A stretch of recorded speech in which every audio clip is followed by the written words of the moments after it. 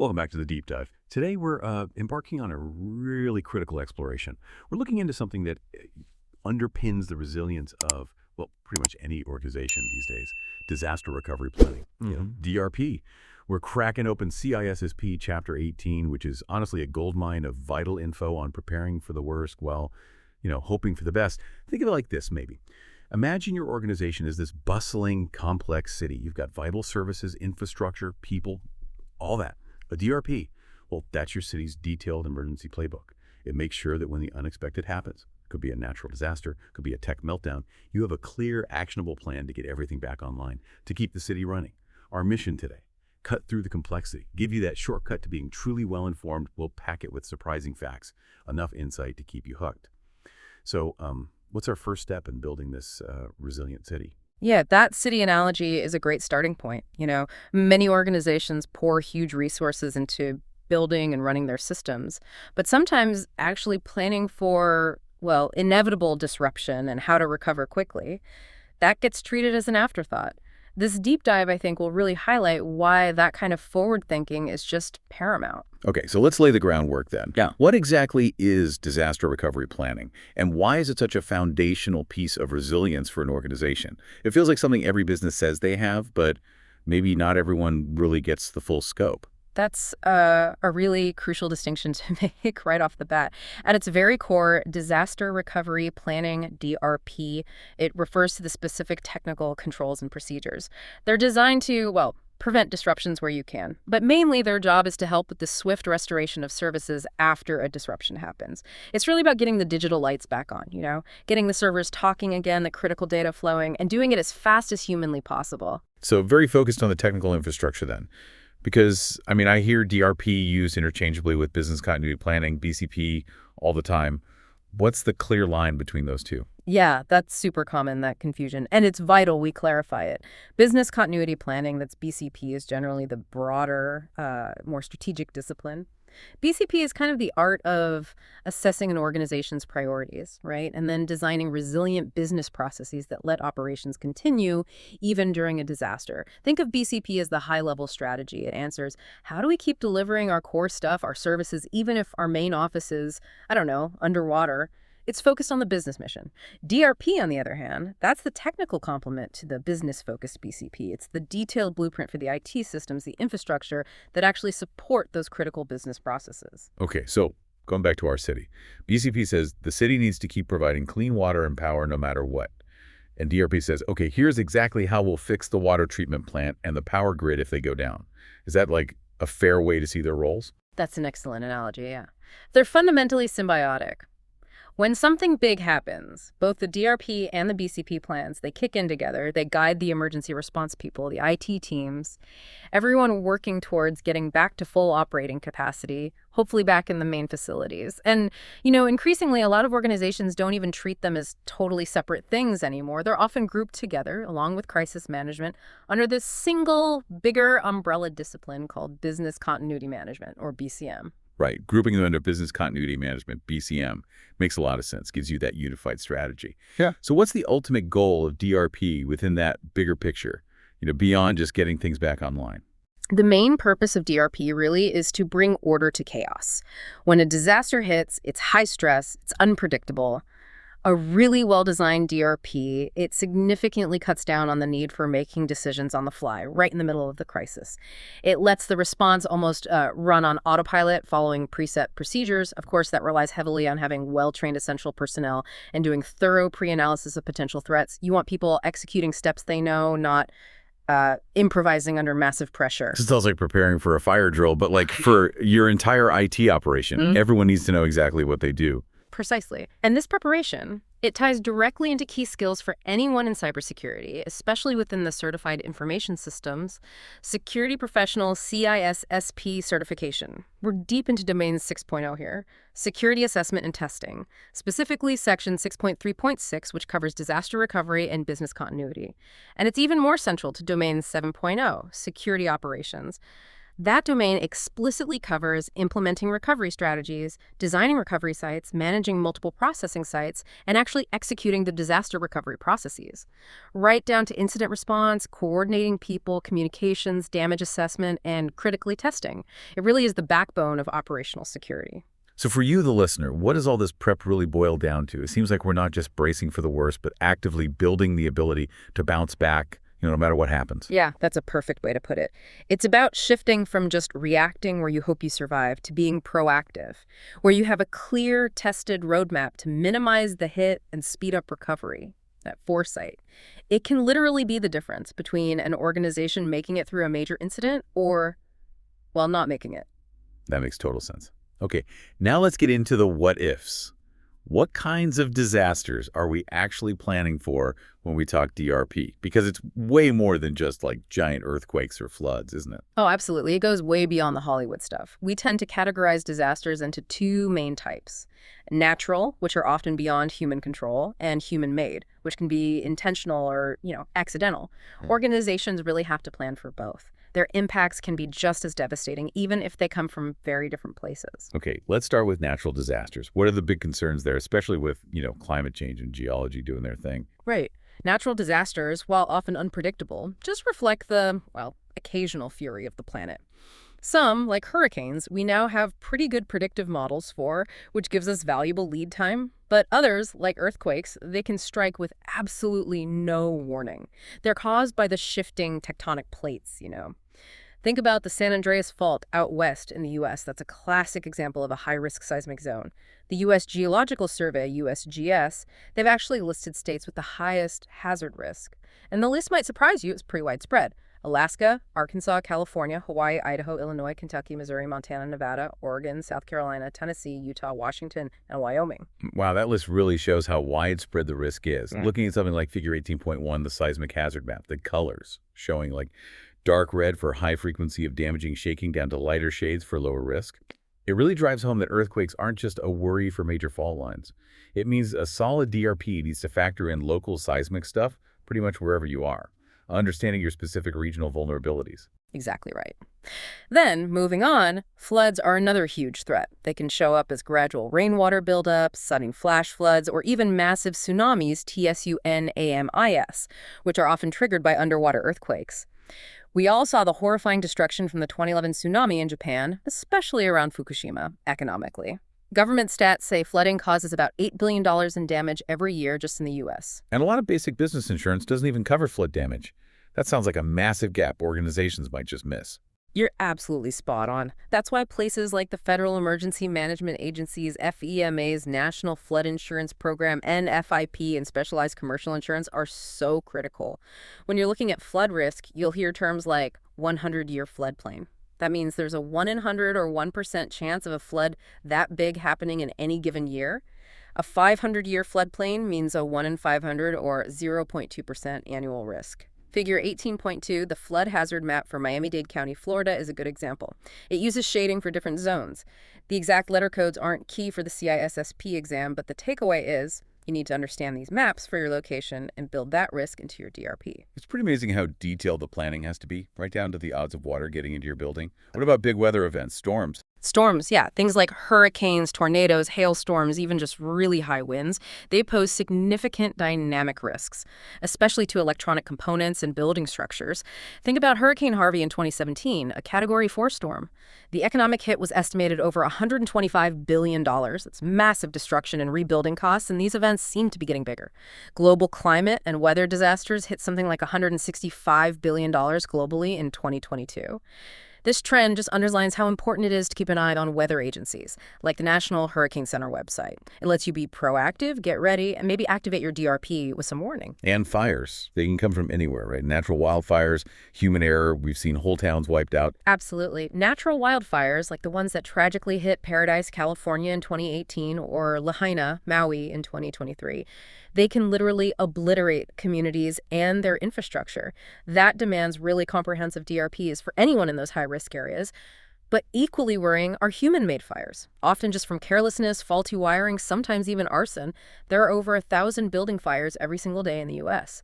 So a solid fire risk assessment, meticulous preparation, that's essential for any organization. The National Interagency Fire Center is a great resource for wildfire updates. And something relatively new, but now obviously critical, in disaster planning. Pandemics. COVID-19 certainly taught us all some hard lessons about global disruption. Oh, indeed. Pandemics like COVID-19, SARS, avian flu, swine flu, they pose huge health and safety risks, and they can disrupt business operations on a global scale, like we saw. They force organizations to figure out really carefully how to keep essential functions going when employees can't physically be in the office, maybe for a long time. It really highlights the need for detailed contingency plans for remote work, remote operations, plus having the right business interruption insurance.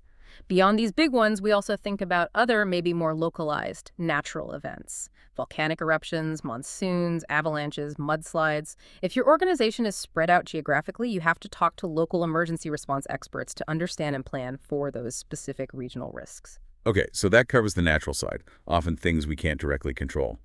But what about human-made disasters? These feel a bit more, well, within our influence maybe, but they can be just as bad. You're absolutely right. Human-made disasters can be intentional or unintentional, and each needs a tailored response. Like you said, fires can be human-made. Carelessness, bad wiring, arson account for a huge number daily. Then you have acts of terrorism. By their very nature, they're unpredictable, highly disruptive. The September 11th attacks, for instance. They caused so many businesses in New York City to fail. The Insurance Information Institute estimated something like $40 billion in losses just from that.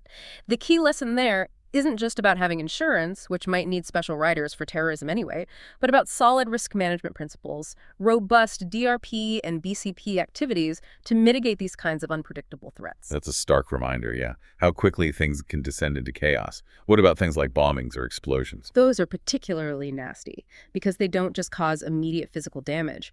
They can fill rooms with toxic gases, damage the building structure, destroy critical infrastructure. The DRP has to consider both the direct impact and all the secondary effects. For the physical security measures to prevent stuff like that, we typically look back at Chapter 10 on physical security requirements. And then there are the more maybe mundane but still hugely impactful failures like power outages. We all experience them, but for a business, they can be completely crippling. Oh, unquestionably. Power outages hit basic business operations hard. Everything from servers to lights to air conditioning. The immediate fix is usually an uninterruptible power supply, a UPS. That gives you battery power for a short, critical window, maybe 5 to 30 minutes, enough time for a graceful, controlled system shutdown to prevent data corruption. For longer outages, generators are key for sustained power. It's absolutely vital to regularly test your UPS systems, make sure they can handle the current load, check the battery health, and generators. They need a reliable fuel supply and, crucially, solid supply contracts to make sure you get that fuel even when everyone else needs it too. We saw how widespread outages were during Hurricane Harvey in 2017 and those California wildfires in 2020. Big reminders. It really seems like the more connected and complex everything gets, the more single points of failure we might accidentally create. It's not just power, is it? You've hit on a core truth there. Network, utility, and infrastructure failures. That's another major category of human-made disasters. Modern businesses rely so heavily on basic utilities. Water, natural gas, electricity, sewer.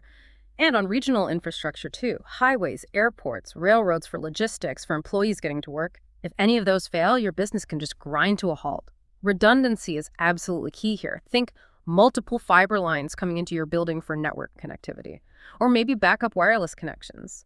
And people often forget about systems that rely on water not just for drinking, but maybe for fire suppression or even cooling data centers. So the systems themselves are actual hardware and software. It must be a huge concern too. What happens when a server just, decides to die? Yeah, that's a constant, everyday threat. Hardware or software failures are just inevitable. Components wear out, physical damage happens, software bugs cause weird behavior or crashes. For these, redundancy isn't just nice to have, it's basically mandatory for critical systems. That means having fully redundant failover servers, separate communication links. Now, a full redundancy for everything might not be financially possible for every organization, but having a way to quickly get replacement parts, whether you stock them locally, have a strong service contract, or can get express shipping from overseas, even for something critical like a private branch exchange PBX part that might take 3 days to install, that's crucial for managing your recovery time objective, your RTO. Speaking of real-world stuff, that NYC blackout in 2003 is always such a powerful case study. What were the big lessons learned from that massive event? The NYC blackout, yeah, August 14, 2003, it was a perfect example of a cascading failure in a huge power grid. What really stood out was the difference between organizations. The businesses that had diligently updated DRPs, they managed to keep operating, they used alternate power, activated their offsite data centers. The key takeaways were profound and still relevant. 1, alternate processing sites need to be far enough away geographically so they aren't hit by the same disaster. 2, threats can come from inside or outside: terrorism, fire, malicious code. 3, disasters often hit with zero warning. So backup sites have to be genuinely ready to take over instantly, not just on paper. It's not just about huge catastrophes, though, right? Even things like labor strikes or just simple theft can turn into major disruptions. You're absolutely right. Strikes or picketing, maybe not typical cybersecurity, but they're a human-made disaster. A labor crisis can halt operations. Your DRP needs input from HR, from operations, to figure out how to sustain critical functions if a lot of staff can't work. And then there's theft and vandalism. That can be small scale, like someone pocketing RAM chips or phones. Or it can be bigger, like destroying critical infrastructure. We're seeing more thieves targeting valuable stuff like copper and AC units, plumbing, power systems.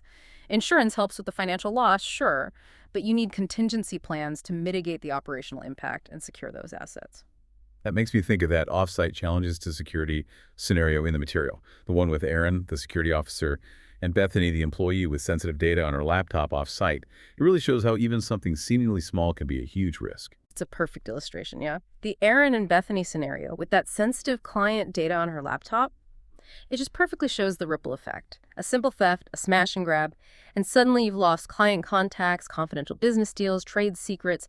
It's devastating. This just underlines why you absolutely need clear, well-communicated company policies about unauthorized disclosure or loss of information assets, and clear consequences too: pay loss, termination, whatever. Plus, you need good inventory controls to stop pilfering and really careful sign-out procedures for anything taken off-site. You just cannot afford to lose track of sensitive data, whether it's stolen, lost, or just accidentally exposed. Okay, so once we really understand all these different risks, the next logical step is, how do we actually build systems that can stand up to these disasters? It sounds like we need some serious robustness baked right in from the start. Where do we begin with that? This is where we hit the third pillar of the confidentiality, integrity, and availability CIA triad: availability. A huge goal in building system resilience and fault tolerance is getting rid of single points of failure, SPOFs. A SPOF is any single component that, if it fails, takes the whole system down with it. Like if your entire customer database is on just one hard drive, that drive is a SPOF. If it dies, your customer operations stop cold. Eliminating those SPOFs is absolutely critical for any important business system. So the main idea is to remove any single weak link that could break the whole chain. Exactly. That leads us to system resilience. That's a system's ability to keep an acceptable level of service going during a problem, like an attack or a hardware failure. You can get this through strong hardware, like fault-managed parts, or through security controls, like intrusion prevention systems. Resilience also means the system can get back to a previous, stable state, like a primary server in a cluster fails over to its partner, and then later it can fail back to the original server once it's fixed and stable. Related to this is fault tolerance. That's the built-in ability of a system to have a fault, maybe a component failure, but just keep operating without interruption. Usually you achieve that by adding redundant components, like having 2 power supplies in a server when technically only 1 is needed. And then there's high availability HA. That refers to using redundant technology to allow for really quick recovery from a failure, often done using things like load balancing and failover servers. Okay, let me see if I've got this. Fault tolerance is like taking a hit but staying up. And high availability is about bouncing back from that hit super fast, maybe without the user even noticing. That's a great way to put it, yeah. When we talk availability, we often measure it using nines, like 99.9% availability 3 nines means your system is statistically down for about 44 minutes a month.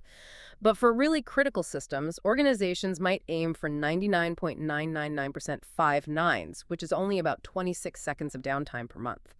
Getting those higher availability numbers consistently, that needs really robust HA, fault tolerance, and system resilience controls.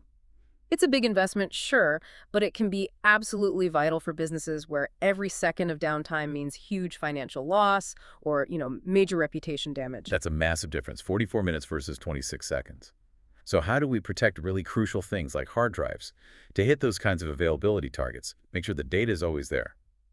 For protecting hard drives, we rely heavily on RAID. That stands for Redundant Array of Independent Disks.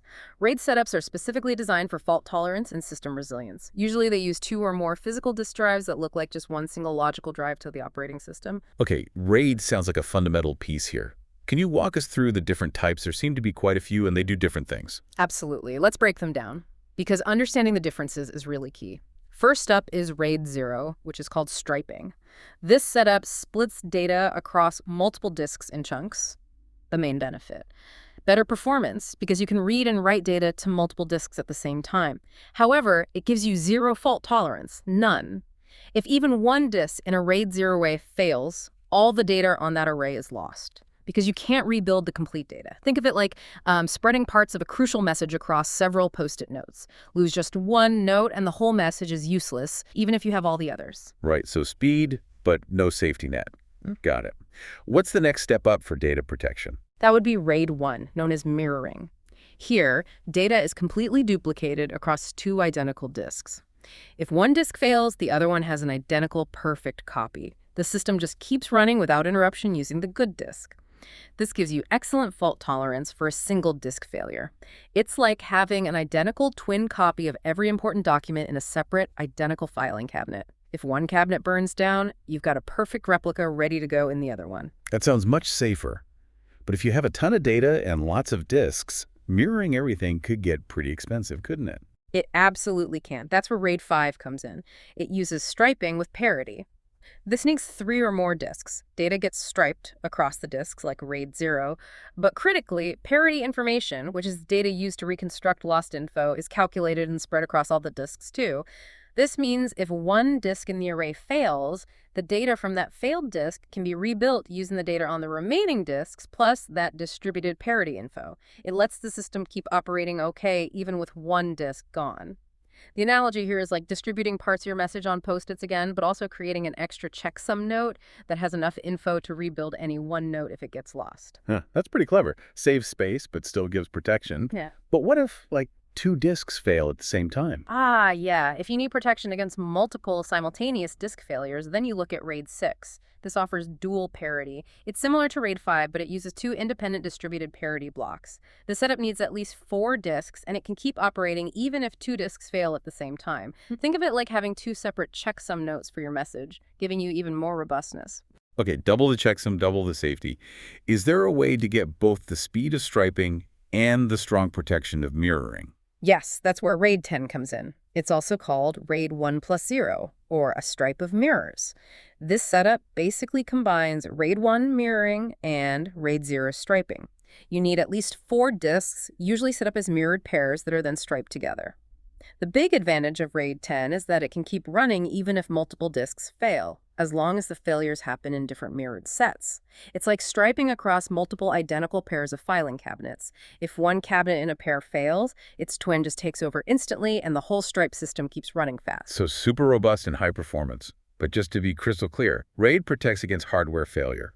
It is not the same as having actual data backups, right? That is an absolutely critical point and, a very common misunderstanding. Let me really emphasize this. Fault tolerance, like RAID, is not a substitute for a proper backup strategy. RAID protects against hardware failing. It does not protect you if someone accidentally deletes data, if data gets corrupted by a software bug, or if you get hit by ransomware. For those things, you still absolutely need separate, verified, regularly tested backups. It's also worth mentioning RAID can be hardware-based, which is usually better for performance and reliability, or software-based, and many modern hardware RAID systems support hot-swapping spare drives, meaning you can pull out a failed drive and put in a new one while the system is still running. That minimizes downtime even more. Okay, so drives are covered. What about protecting entire servers from just failing? To protect whole servers, a very common and effective approach is using failover clusters. A failover cluster is basically 2 or more servers set up so that if one fails, another server in the cluster automatically and hopefully seamlessly takes over its workload. That automatic switch is called failover. Can you maybe walk through how that works using an example like figure 18.3, the failover cluster with network load balancing? Sure. If you look at that diagram, you see internet traffic coming in hitting a load balancer first. The load balancer's job is to smartly spread the incoming requests across multiple web servers shown there as Web 1, Web 2, and Web 3. This does two things.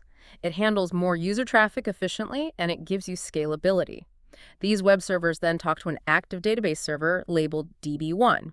Now, critically, DB1 has an inactive but ready-to-go partner, DB2, which is part of its failover cluster.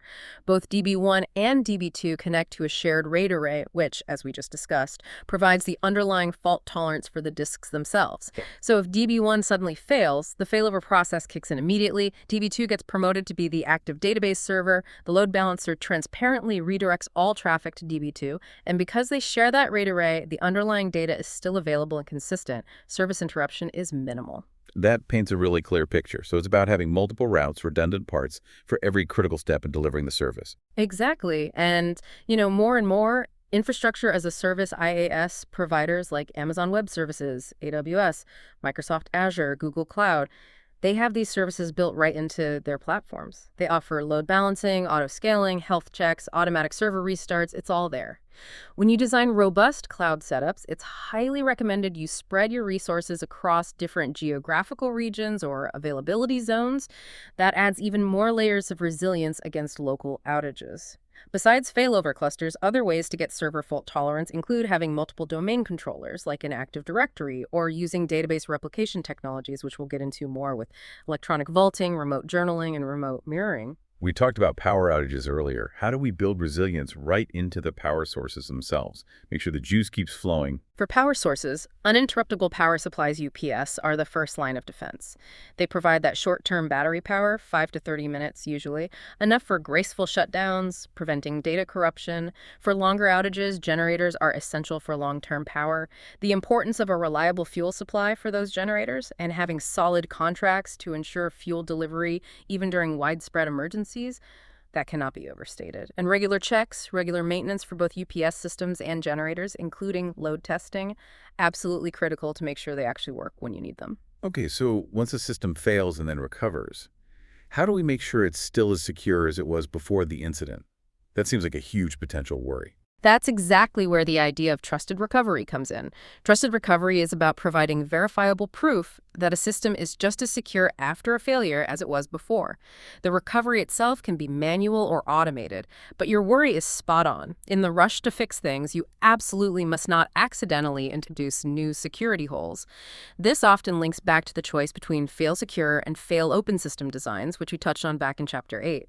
A fail-secure system defaults to a safe, usually restrictive state, blocking access. A fail-open system defaults to an open state, allowing access. The choice really depends on whether security or availability is the top priority for that specific system. That's a fascinating trade-off. Security versus availability, depending on the context. What are the key pieces that make up a trusted recovery process? Trusted recovery really has two main parts. First is solid failure preparation. That means building in system resilience, fault-tolerant methods, and having really reliable, tested backups. The second part is the system recovery process itself. This means restoring the system to a known secure state, making sure all affected files and services are restored correctly, carefully verifying their integrity, and double-checking their classifications or permissions. The Common Criteria Framework actually defines 4 types of trusted recovery based on how automated and assured they are. 1. Manual recovery. System fails, and admin has to manually follow steps to get it back securely. Relies heavily on good documentation and training. 2. Automated recovery. The system automatically fixes itself for at least one kind of failure, like a RAID array handling a single disk failure automatically. 3. Automated recovery without undue loss. This is more advanced automated recovery. It's designed to prevent significant data loss. Usually includes ways to protect specific critical things, restore data automatically, maybe rebuild from transaction logs, and verify integrity as it goes. 4. Function recovery. This is the most advanced. Systems can automatically recover specific functions, or maybe roll back changes to a secure state, often without impacting other parts of the system. That's a lot of detail, but it makes sense. You'd want different levels of automation for systems based on how critical they are. What about network performance? During and after a disaster, how do we make sure that even if things are back up, They actually work well enough for users. That brings us to quality of service QoS. QoS isn't just about whether the network is up, it's about controlling its availability and performance to manage the user experience and meet business needs. It's about making sure certain kinds of traffic get through reliably and perform well. So it's not just about the network working, but working well and reliably, even when things are stressed. Exactly. Several key factors contribute to QoS, and QoS systems manage them. Bandwidth. That's the network's capacity. Think of it like the width of a highway wider means more traffic can flow. Latency, that's the time it takes a data packet to travel from source to destination, like how long a letter takes in the mail. High latency means delays, especially for real-time stuff. Jitter. This is the variation in latency between different packets. If packets arrive unevenly spaced, that's jitter. It's really noticeable and bad for things like voice calls or video conferencing where you need smooth delivery. Packet loss. Sometimes packets just get lost in transit, like letters lost in the mail. Missing packets have to be resent, adding delays. Interference. This is electrical noise, maybe faulty equipment, corrupting packets as they travel, like static on a phone line or a damaged letter you can't read. Interference. QoS systems work by prioritizing certain traffic types, like giving video conferencing higher priority and guaranteed bandwidth over, say, web browsing. They also help ensure security requirements are met, like making sure sensitive traffic is encrypted, even if the network is busy or running at reduced capacity. Okay, we've really covered what we're protecting against and how we build resilient systems. Now let's pivot to the real practical how-to, the actual strategies, the physical locations we'd use when disaster finally strikes. How do organizations actually kickstart their recovery when their main operations are down? This feels like where the rubber really meets the road. Yeah, absolutely. When a disaster hits, the DRP's immediate goal is getting essential business processes back up quickly and ultimately getting back to working at the primary location, if that's possible. The very first focus is always on the safety and coordination of emergency personnel on the scene, first responders, then your own internal DRP team. It's also really crucial for an organization to have a solid insurance strategy lined up. That means understanding the difference between actual cash value ACV, which pays the depreciated value, versus replacement cost, which helps you buy new stuff to truly replace what was lost. And remember to specifically cover valuable paper documents. Many standard policies might not. Right, so it's not just about bringing any system back online first, but the right systems. That means figuring out what's most important, doesn't it? Precisely. That leads straight into business unit and functional priorities. Your DRP has to be meticulously lined up with the most critical business units and the functions they perform.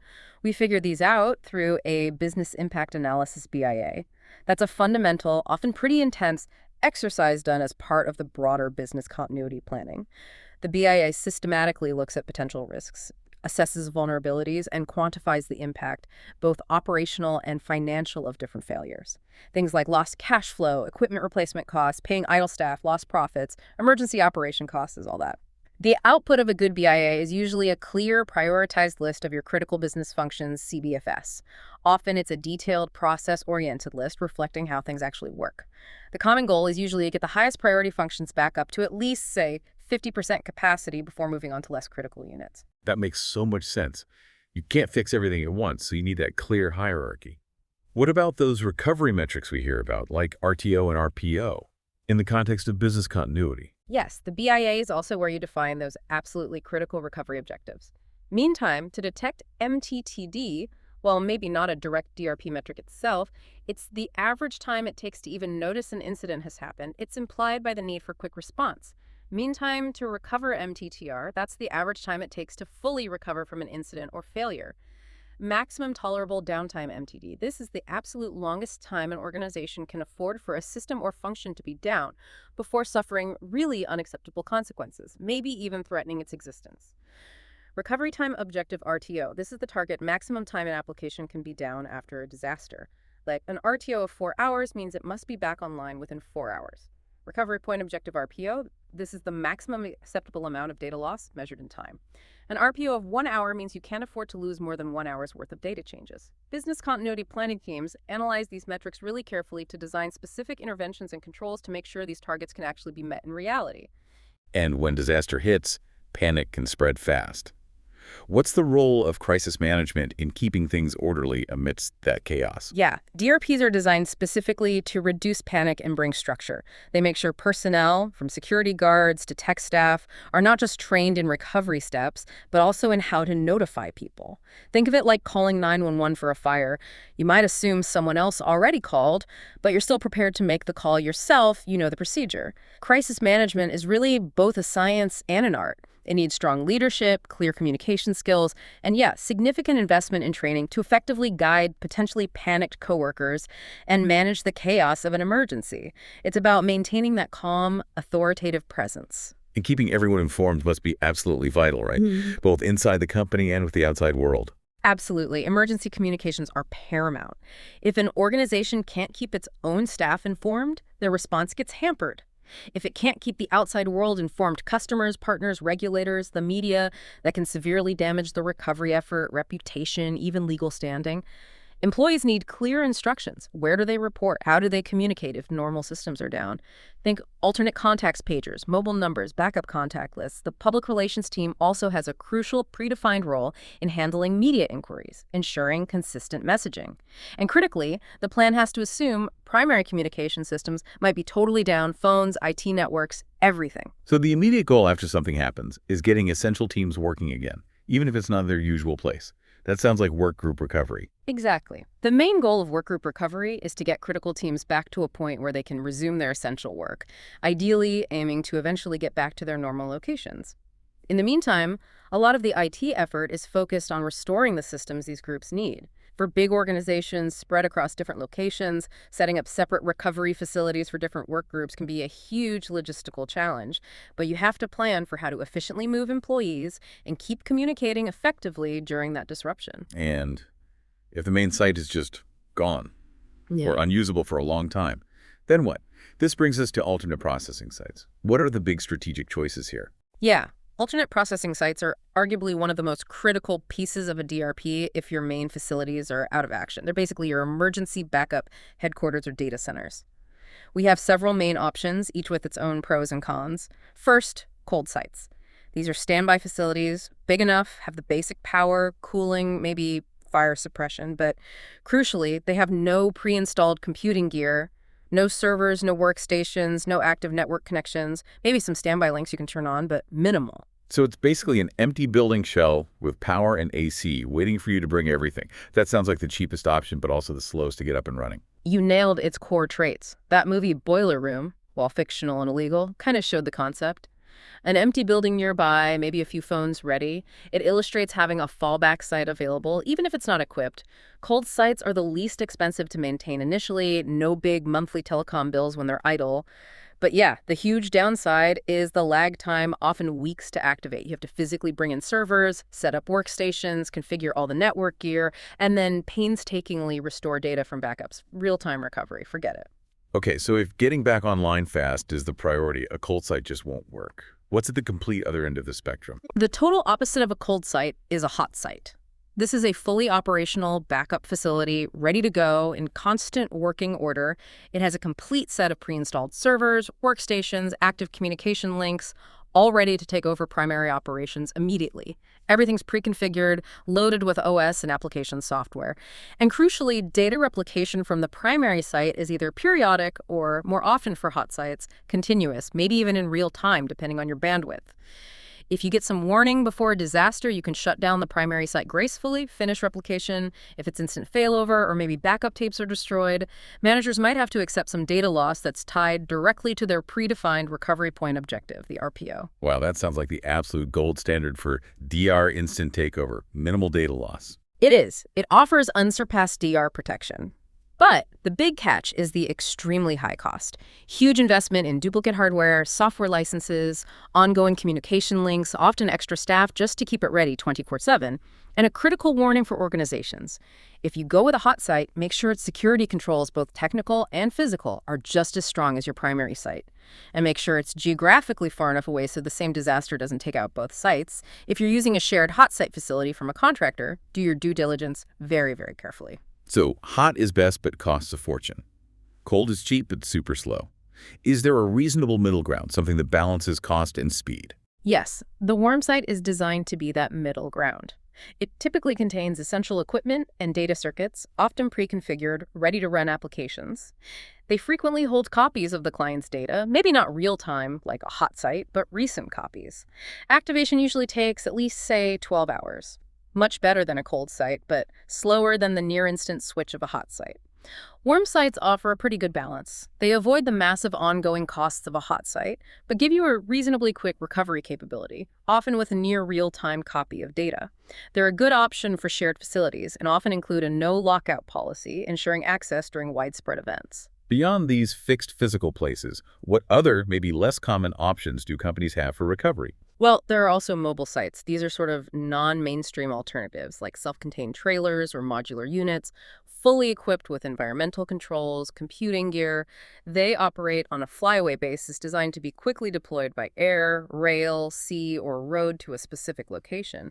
Smaller firms might contract with specialized vendors for these. They're actually pretty good for workgroup recovery, often big enough for small teams and their immediate needs. And for the actual hardware, can you just buy extra stuff and keep it somewhere safe? You certainly can. That falls under hardware replacement options. One way is in-house replacement. You store extra or duplicate gear in a different nearby place, like a warehouse.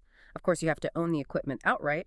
The other common approach is a service level agreement, SLA, with a vendor.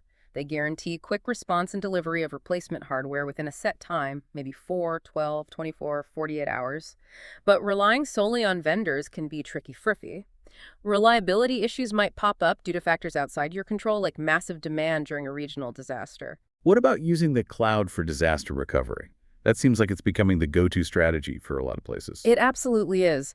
Many organizations are increasingly choosing cloud computing as their main DR option, specifically using infrastructure as a service IaaS providers like AWS, Microsoft Azure, or Google Cloud. The advantages are pretty compelling. Lower upfront costs, huge flexibility to scale resources up or down, you avoid the operating costs of a physical site, and you can activate resources quickly during a disaster. Plus, many companies already have some resources in the cloud, which simplifies things, and cloud providers inherently offer geographic diversity through their multiple regions and availability zones. But it's really important to have strong resource capacity agreements with your provider. You need guarantees that the resources will actually be there when you need them most, especially during a big event affecting lots of their customers. And what if a company doesn't want to spend big on dedicated sites, but still wants some kind of backup plan? I've heard about like reciprocal or mutual agreements. Ah, yes, mutual assistance agreements, MAAS, also called reciprocal agreements. They're an alternative that, on paper, looks like it saves capital investment. 2 or more organizations basically pledge to help each other out if one has a disaster. Like, one might open its doors as a cold site for the other, or maybe even host some redundant servers. However, it's critical to understand MAAs have significant downsides that often make them unreliable in practice. 1, they're hard to enforce. When a real disaster hits, trust can break down, or the non-victim company, facing its own pressures, might just back out. Legal action is way too slow in an emergency. 2, proximity is usually an issue. For practical reasons, the organizations have to be relatively close, which makes them vulnerable to the same regional threats, power outages, storms, etc. 3, confidentiality is a huge concern. Handling another company's sensitive data, healthcare, financial, trade secrets opens up major legal and security risks.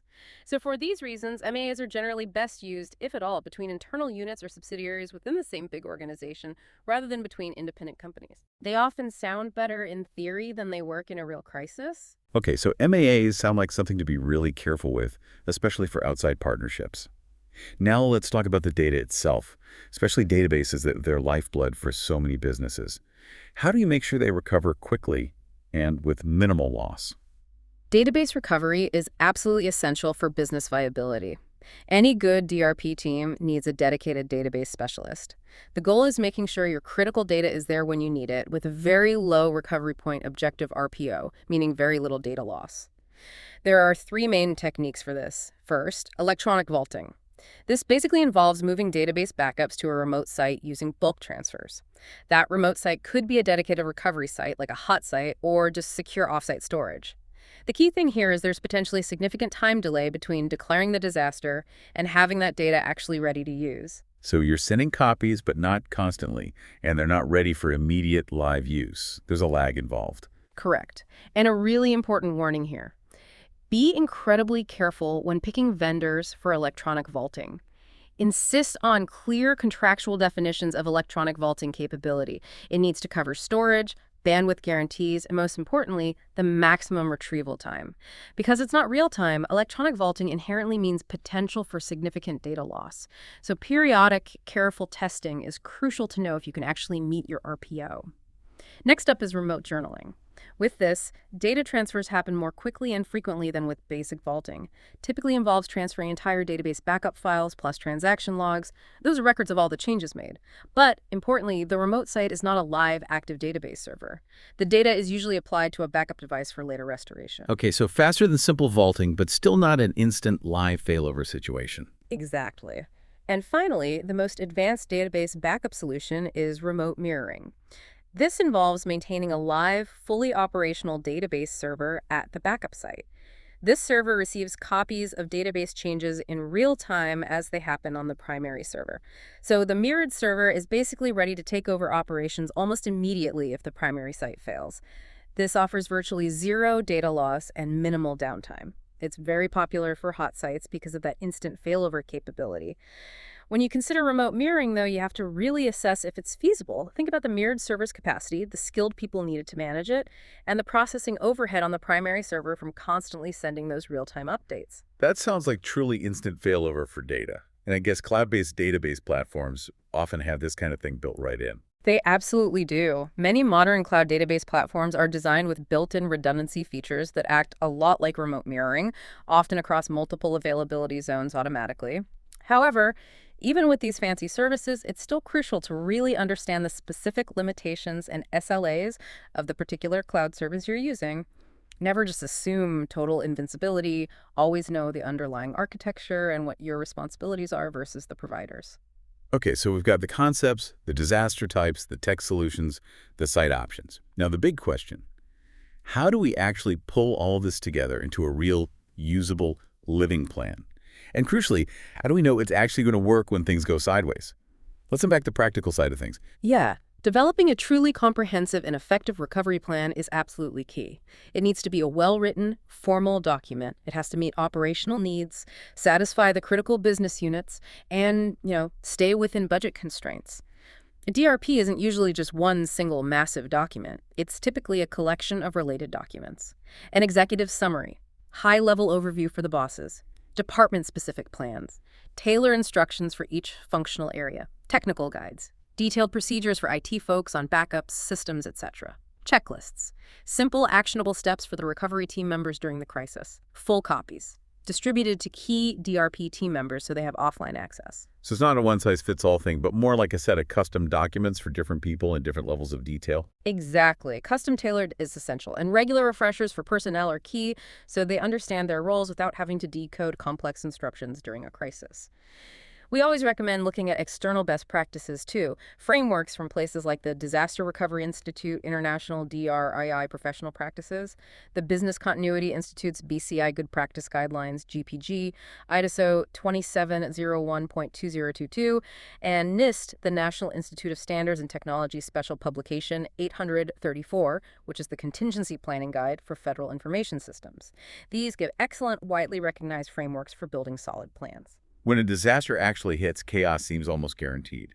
How does the DRP actually help ensure an effective emergency response and stop total panic? The DRP is designed to bring structure to that chaos. It has to make sure essential personnel can follow simple, clear instructions, even when stressed. Checklists are invaluable in chaotic situations. Think about a basic building fire response checklist. Activate the alarm, make sure everyone evacuates, fight the fire only if it's safe, call 911, treat any injured people, and then activate the DRP. That systematic, step-by-step approach really reduces panic, makes sure critical steps aren't missed, and provides a framework for action. And who's usually involved in actually putting this plan into motion? The DRP should clearly list all the key team members, including their primary and alternate contact methods, think pagers, mobile numbers, backup contacts, because normal comms might be down. Once the disaster recovery team gets on site, their very first job is a rapid assessment. They need to triage the situation, figure out how bad the damage is, prioritize what needs doing, and get the response going. Detailed, ongoing assessments throughout the incident are crucial for judging how well the response is working and where to put resources. Let's really dive deeper into what's arguably the most fundamental piece of recovery: backups and storage strategies. What's the real difference between the main types of backups? And why does that difference matter so much when it comes time to restore? Backups are, without a doubt, the bedrock of any DRP. They are the copies of your data tape, disk, cloud, whatever that you use to get back lost or corrupted information. A DRP has to fully address the organization's whole backup strategy. There are three main types, and they have different impacts on storage and, critically, on restoration time. 1. Full backups. This method copies everything selected every time it runs. When a full backup finishes, it usually resets the archive bit, the little flag on the file saying it's been backed up. Think of it like taking a complete photo of your entire computer every single time. 2. Incremental backups. These only backup files that have changed or been created since the last full or are incremental backup. Like full backups, they also reset the archive bit on the files they copy. This is like just noting down the changes you made since your very last quick update. Efficient for daily stuff. 3. Differential backups. These back up all files that have changed or been created since the last full backup. Critically, unlike full or incremental, differential backups do not change the archive bit. This means they gather all changes since the last full backup. It's like noting down all the changes since your last complete snapshot, no matter how many little updates happened in between. That difference of the archive bit seems key. So how does that actually play out during a restoration? It sounds like some would be way faster to restore than others. Exactly, and this is where your backup choice directly impacts your recovery time objective, your RTO. If you're using full plus incremental for a restore, you need the last full backup and then all the incremental backups that came after it restored carefully in the right order. Miss just one incremental and your data might be incomplete or corrupted. If you're using full plus differential, you only need the last full backup and then the single latest differential backup. This is usually much faster to restore, needing only 2 pieces. Organizations pick their strategy based on things like media rotation, storage space, their defined recovery point objective, RPO, and RTO targets. And it's absolutely critical to keep copies of backups off-site, ideally at geographically separate locations, and always be aware of any regulations about how long you have to keep data and how quickly you need to be able to retrieve it. That makes the differential approach sound pretty attractive for regular updates, just because the restore seems simpler. Which brings me to that common but often overlooked problem: the oft-neglected backup. This is a huge issue, isn't it? It is, unfortunately, one of the most common and costly mistakes in DRP.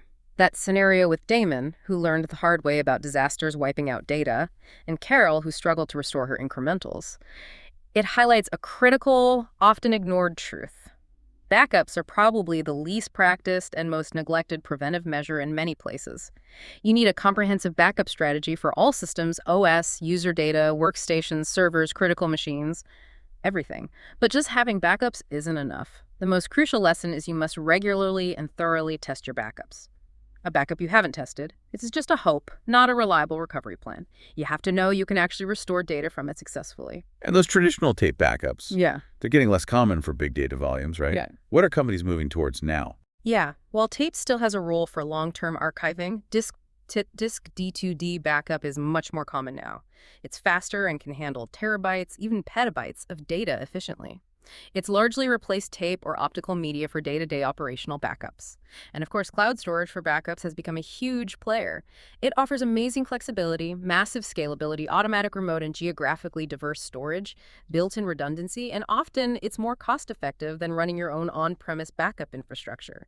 It reduces the risk of losing data due to a local disaster and makes retrieval easier from anywhere. So what are some key best practices for designing and maintaining a really effective backup strategy overall? Beyond picking the right media and method, several things are key. You need to carefully control user access to backups. Only authorized people should get sensitive data. Think about the impact of data movement on your network. Schedule big backups during quiet times. Plan for how your backup data will grow over time. You'll need more storage.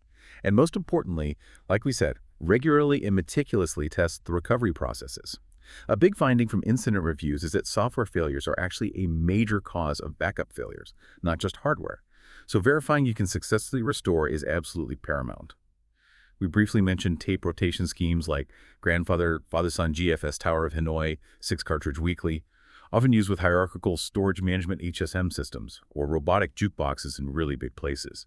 Think of HSM and robots as automated librarians for massive data archives. Worth exploring if you handle truly huge data volumes. Okay, here's a kind of unique DRP element, software escrow arrangements. What exactly are those and why are they part of DRP? Yeah, a software escrow arrangement is a unique tool. It protects a company if a third-party software developer fails, like if they go out of business, file bankruptcy, or just can't provide support or updates for their proprietary software anymore. This is really important if you rely on custom-built software or solutions from smaller, maybe less stable vendors.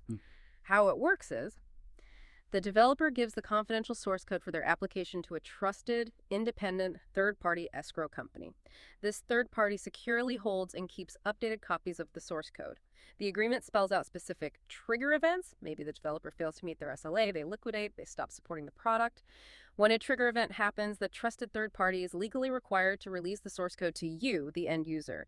That lets you fix issues yourself, do maintenance, or implement updates. When you're negotiating contracts, especially with smaller or specialized vendors, this is a really smart DRP element to consider for long-term control over critical applications. Huh. So it's basically an insurance policy for your software's code. Make sure you're not left high and dry if the vendor disappears. Very smart. What about the really basic logistical and utility challenges during a disaster?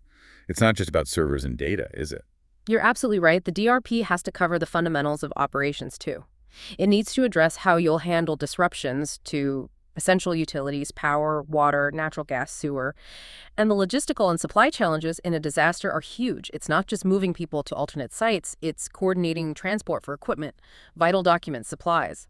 The DRP team is responsible for planning and maybe coordinating basic needs like food, water, temporary shelter, and proper facilities for employees if they have to relocate or work remotely for a long time. Yeah. That takes careful pre-planning and vendor contracts. And a quick clarification. What's the exact difference between recovery and restoration in DRP terms? They sound similar, but seem distinct. They are distinct, yeah, though people mix them up. Recovery is the bigger overall process of getting essential business operations and critical functions back to a working state after a disruption. It covers everything needed to resume business. Restoration, on the other hand, refers specifically to bringing the physical facility and its immediate environment, the building, infrastructure, on-site utilities back to normal pre-disaster operating status. The DRP team puts the DRP into action to restore the IT capabilities. Meanwhile, a separate salvage team usually handles assessing and fixing the physical primary site, or maybe picking and prepping a totally new primary site if the original is unusable. It's a complex transition, and there's a real risk that the alternate site could end up becoming the new permanent IT system, which has long-term management and security implications to consider. Wow. All this takes immense coordination, communication, knowledge.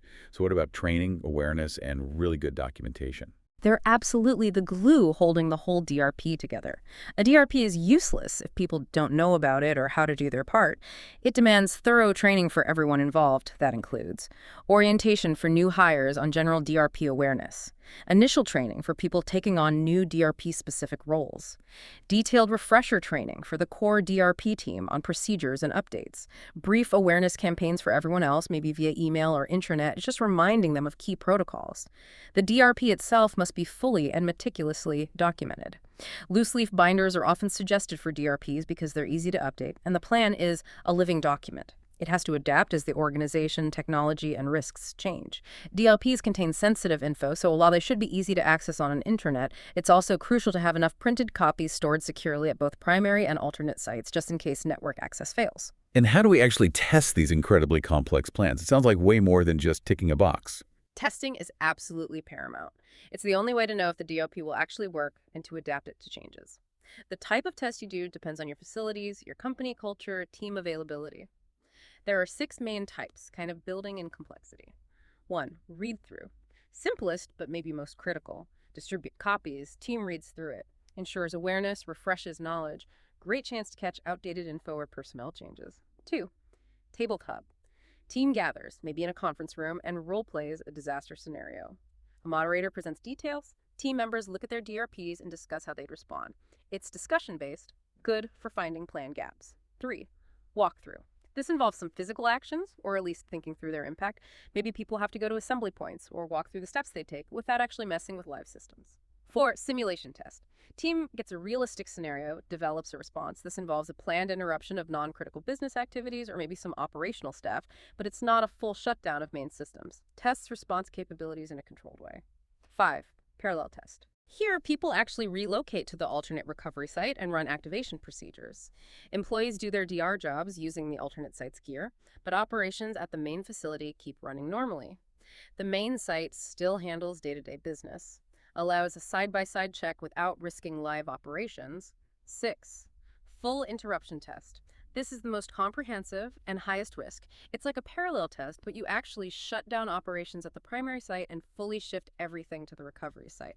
Huge risk, needs planned downtime, and a careful reverse process to restore back to the primary site. Often hard to get approval for because business units hate the downtime. Wow, that full interruption test sounds incredibly intense. After any of these tests or a real disaster, I imagine doing a lessons learned session is absolutely crucial. Right? Oh, it's non-negotiable. After any DRP activation or major security incident, a lessons learned session is essential. Its purpose is to give everyone involved, from execs down to the tech staff on the ground, a structured chance to reflect. What happened? What went well? What could have been better? How can we respond more effectively next time? Usually involves getting stakeholders together, maybe via video conference with a facilitator. NIST Special Publication 861 has great questions to guide this. How well did people perform under pressure? Were procedures followed? Were they adequate? What info did we need sooner? Did any actions actually hinder recovery? What would we do differently? How can we share info better? What can we do to prevent similar incidents? The honest answers give you an invaluable roadmap for improving your DRP. So a DRP is truly a living thing then. It needs constant maintenance and updates to stay relevant. Absolutely. A DRP is never set it and forget it. It is a living document. It has to constantly adapt to the organization's needs, tech changes, evolving threats, regular changes, small tweaks via call smells, major revisions and meetings are necessary. It's the template for recovery, supported by updated materials on regulations, business needs, payroll, audits, metrics. And crucially, it has to tie into formal change management processes for IT infrastructure. Any change in system, software, network, it needs to be reflected in the DRP documentation immediately. Regular drills, dry runs ensure elements are used properly. Ongoing training keeps skills sharp. And finally, just a word on test communications. How important is it to keep everyone in the loop during these drills and tests? Critically important for building trust and ensuring cooperation. Before you start any DRP test, you absolutely must clearly tell all relevant stakeholders what the test involves, its goals, what to expect. During the more disruptive tests, like full interruption, giving regular, transparent updates to everyone affected is crucial. That transparency builds trust, manages expectations. After any test, a thorough debriefing helps identify successes and areas for improvement. And plus, many industries have regulations that dictate specific test communications, like formally telling regulators about test schedules and results. Wow, what a truly comprehensive deep dive into disaster recovery planning. It's so clear that DRP isn't just some checklist you make and file away. It's dynamic, it's living, and it's absolutely critical to an organization's security and, well, its ability to keep going. Let's quickly recap some of the most important takeaways we've hit today for you, the listener. Absolutely. First, it's so important to remember that key difference between business continuity planning BCP, which is strategic, focused on keeping the business running, and disaster recovery planning DRP, which is about the technical restoration of IT services after a disruption. They work hand in hand, often under the umbrella of business continuity management. We also walk through the kinds of disasters organizations need to plan for. Natural ones like earthquakes, floods, storms, fires, pandemics, and equally disruptive human-made ones like accidental fires, terrorism, power outages, utility failures, hardware, software issues, labor problems, even theft and vandalism. And knowing where you're going to recover is just as vital. What were those main types of recovery facilities we covered? Right. We looked at the main types of alternate recovery facilities. Cold sites, low cost, but take a long time to set up. Warm sites, the middle ground, pre-configured but still need data and activation time. Hot sites, most expensive, but offer immediate operational capability with real-time data. And mobile sites, flexible, transportable options, often good for specific work groups. And increasingly, cloud computing is becoming a preferred solution, scalable, cost-effective, with inherent redundancy. And while mutual assistance agreements, MAs, exist, remember those big drawbacks around enforceability and shared risks. In getting that crucial database data back with minimal loss, what were those 3 key technologies you mentioned? For database recovery, we focused on 3 main techniques. Electronic vaulting, remote bulk transfers, but potential for delay and data loss. Remote journaling, more frequent bulk transfers, including transaction logs. reducing data loss but still not real-time. And remote mirroring, the most advanced, offering real-time replication for near-instant recovery with almost no data loss. Okay, so once you have the plan, the site strategy, the data recovery methods, what about the actual DRP processes themselves? Yeah, the critical disaster recovery planning processes cover that initial emergency response, careful personnel management, clear emergency communications, thorough ongoing assessment of the situation, and the logistics of workgroup recovery. And all of that is supported by the absolute necessity of ongoing training, awareness programs, and incredibly thorough, up-to-date documentation.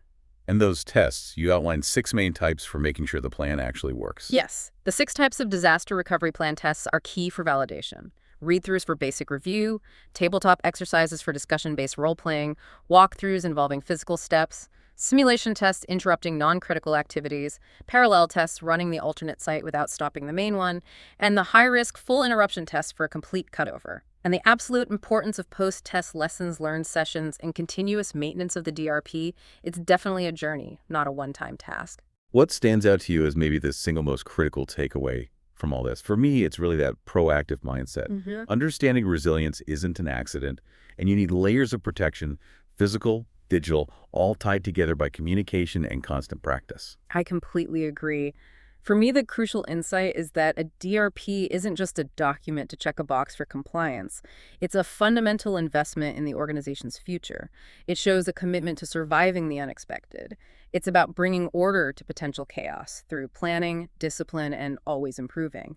Without a solid DRP, any organization is basically just flying blind, hoping disaster never actually hits. That's a powerful way to end. So for you, our listener, think about this. If your organization had to switch everything over tomorrow because something unexpected happened, how truly confident are you that every single piece of your DRP would work just like it's supposed to? And maybe what's one small actionable thing you could do this week to make that confidence just a little bit higher? Thank you for diving deep with us today. Until next time, keep listening, keep learning.